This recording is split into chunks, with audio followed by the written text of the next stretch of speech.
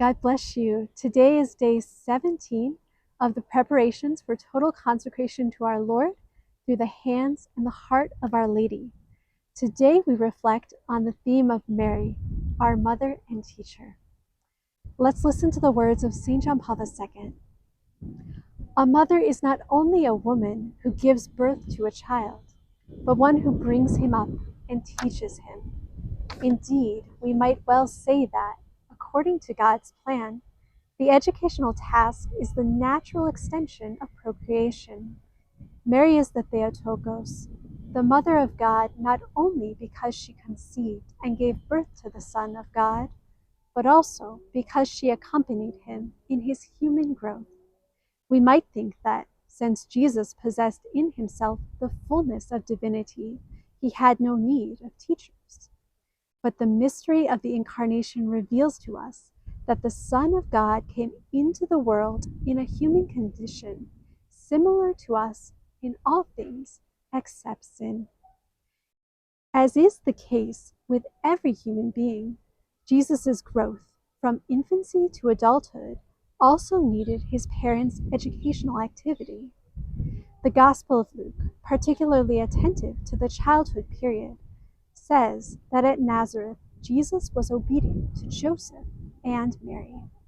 This dependence shows us that Jesus was receptive, open to the teaching of his mother and Joseph, who also carried out their task by virtue of the docility he constantly showed. The special gifts which God had showered on Mary made her particularly suited to her task as mother and teacher.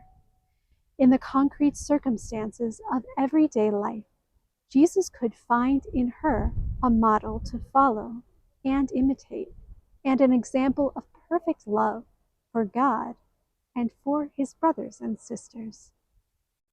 Let us listen now to the words of Mother Adela Galindo, our foundress. Only Our Lady, who has kept the mysteries of God in her heart, can communicate them, witness to them, explain them, and teach the way to make them be a path of our own lives. Only she who obeys in everything the will of God can be a luminous guide, the star of the sea and the horizon of each heart, family, nation, to guide us in the fulfillment of God's loving will. Only the heart who has been totally available to his will can be the luminous lighthouse that guides and teaches others to live in loving obedience and to do everything that he says.